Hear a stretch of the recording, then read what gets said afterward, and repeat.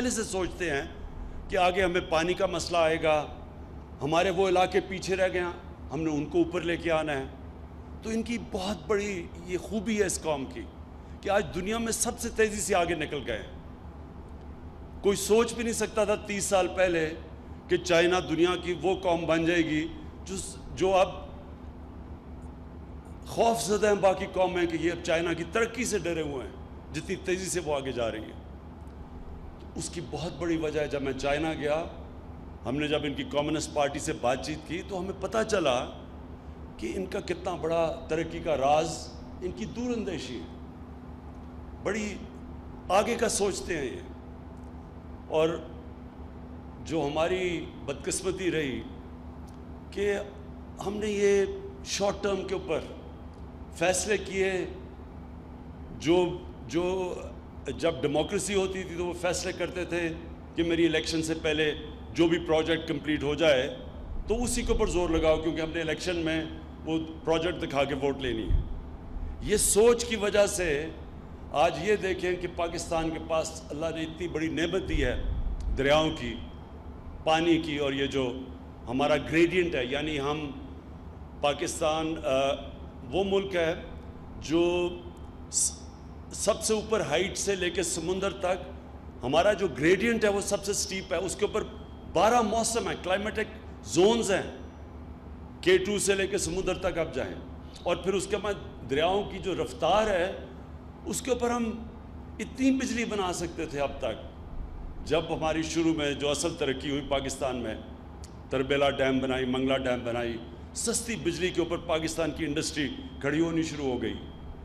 لیکن ہم نے یہ 90 کی دہائی میں یہ جو فیصلے کیے امپورٹڈ فیول کے اوپر بجلی بنانا, یعنی جب آپ کس پیسے دیتے ہیں باہر سے امپورٹ کر کے فرنس آئل لے کے آتے ہیں, یا جو آپ گیس لے کے آتے ہیں یا کوئلہ لے کے آتے ہیں, تو اس کا نقصان کیا ہوتا ہے؟ اس کا سب سے پہلے نقصان تو یہ ہوتا ہے کہ جس کو کہتے ہیں کرنٹ اکاؤنٹ, ڈالر کتنے اندر آ رہے ہیں کتنے باہر جا رہے ہیں. جب آپ کے جو فورن ایکسچینج ریزروز کے اوپر پریشر پڑتا ہے تو کرنٹ اکاؤنٹ جب ڈیفیسٹ میں چلا جاتا ہے, یعنی زیادہ ڈالر باہر جا رہے ہیں کم اندر آ رہے ہیں, وہ ملک کی معاشی حالات اس کے بعد نیچے جانا شروع ہو جاتے ہیں.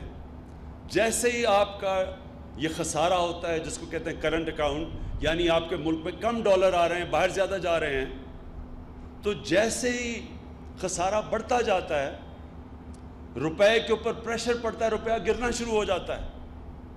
تو روپیہ شروع ہوا تھا ایک وقت پہ جب ہم بڑے ہو رہے تھے تو 5 روپے 10 روپے کا ڈالر تھا, تو آج روپیہ کدھر چلا گیا؟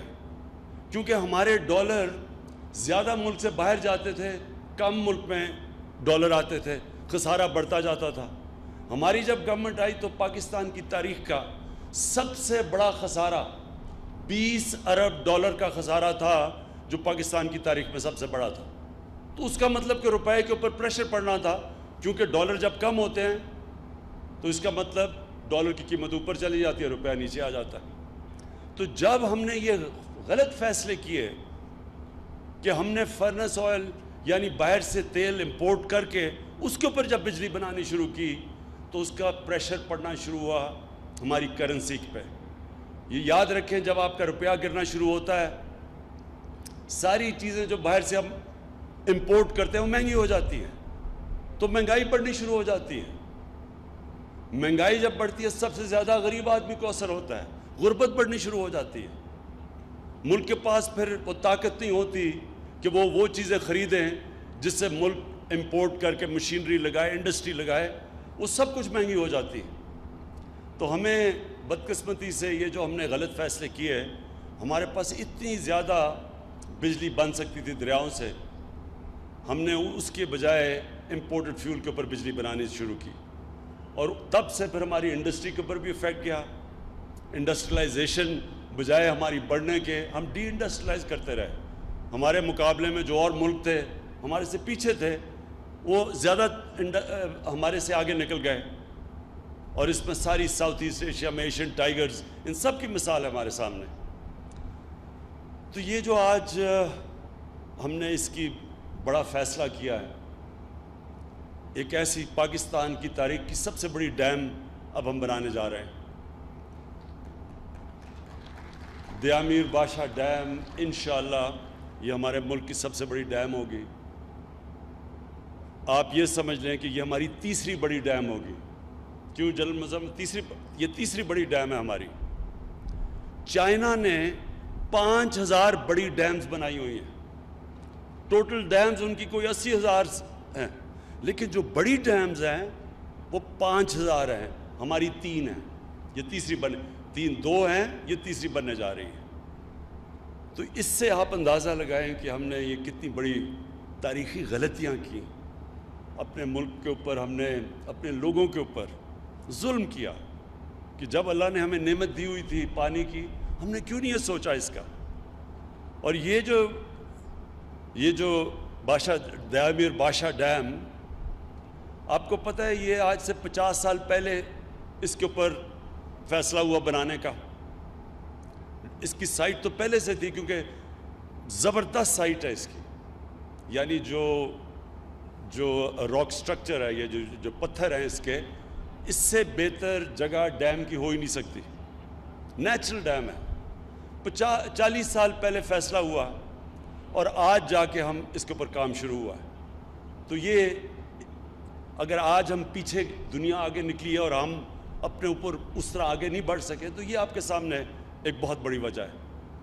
اور انشاءاللہ جو اب ہمارے پلانز ہیں، اس کے بعد اور ڈیمز کے پوری بنایا ہوا ہے ہم نے کہ ہر وقفے کے بعد ہم اب اگلی ڈیم کے پاس جائیں گے جو دریاؤں کے اوپر بنے گی. اس سے ہوگا کیا؟ نمبر 1 کہ ہمیں کوئی روپے پہ پریشر نہیں پڑے گا، ہمارے فورن ایکسچینج پہ پریشر نہیں پڑے گا. اپنا فیول ہوگا، یعنی جو پانی ہے وہ پاکستان کا ہوگا، امپورٹ نہیں کرنا پڑے گا. دوسری چیز، اور ایک اور پاکستان کے سامنے ایک بڑا مسئلہ ہے جو آج سے ساری قوم، اب ہم اس طرف، میں نے اس ساری قوم کو اس طرف لگا دیا ہے کہ ہم نے اپنے ملک میں درخت اگانے ہیں. 10 ارب درخت ہم نے فیصلہ کیا اگانے کا. وہ کیوں؟ کیونکہ پاکستان متاثر ہو سکتا ہے آگے کلائمیٹ چینج سے، گلوبل وارمنگ سے. اس کا مطلب کہ جب ٹیمپریچر بڑھتے جائیں گے تو پاکستان وہ ملک ہے، وہ 10 ملکوں میں جدھر سب سے زیادہ نقصان ہو سکتا ہے. تو لہٰذا یہ جب آپ پانی کے اوپر بجلی بناتے ہیں تو ہم گلوبل وارمنگ میں اضافہ نہیں کرتے.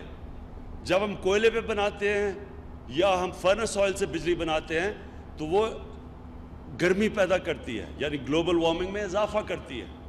تو دونوں طرح ہمیں فائدہ ہے. نہ ہمیں امپورٹ کرنا پڑے گا فیول، اور نہ ہمارے ماحولیات کے اوپر اس کا نیگیٹو اثر پڑے گا.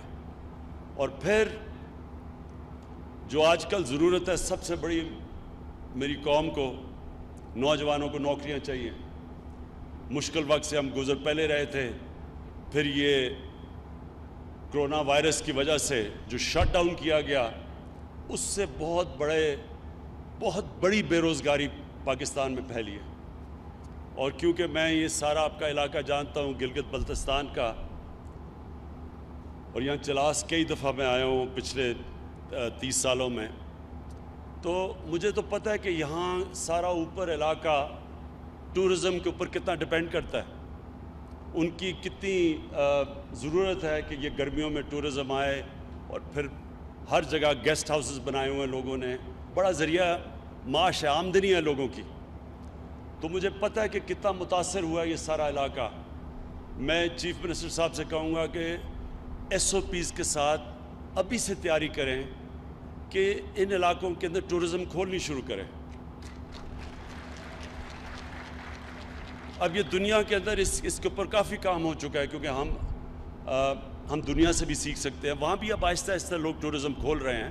ظاہر ہے اس طرح کی ٹورزم نہیں ہو سکے گی جو کہ یہ کرونا وائرس سے پہلے کی تھی، لیکن ابھی آپ شروع کر سکتے ہیں آہستہ آہستہ کھولنا، اور SOPs اس کے ڈیولپ کر دیں. ہم آپ کو اپنی NCOC سے آپ کو بھجوا دیں گے کہ کس طرح کے آپ کو چاہیے، اور وہ انشاءاللہ آپ کھولنا شروع کریں.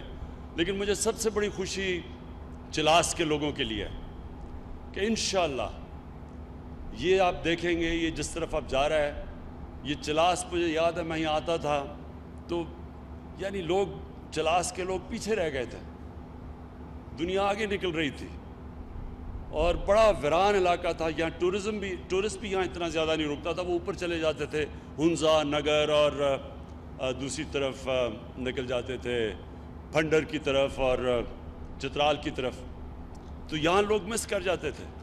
تو اب آپ کے لیے اللہ کی طرف سے یہ ایک زبردست موقع ملا ہے کہ یہ جیسے جیسے یہ ڈیم بڑھتی رہے گی، بزنس ایکٹیویٹی بڑھتی جائے گی، یہ جب لیک بن جائے گی بڑی، یہ علیحدہ ایک ٹورسٹ ریزورٹ بن جائے گی.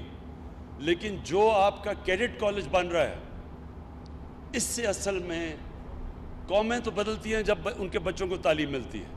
تو بہترین تعلیم کا جب ادارہ بن جائے گا یہاں، جو مجھے چیئرمین وابڈا نے بتایا ہے کہ بڑا زبردست بلڈنگ بن رہی ہے اور اس کے لیے پیسے بھی الوکیٹڈ ہیں، تو انشاءاللہ آپ کے لیے ہر طرح چلاس کے لوگوں کے لیے ایک موقع ملا ہے، اور اصل میں گلگت بلتستان کے لوگوں کے لیے یہ بہت بڑی چیز ہے. اور مجھے یہ بھی شور کیا گیا کہ آپ کو بجلی مفت مل رہی ہے.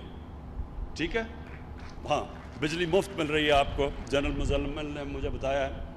تو میں آخر میں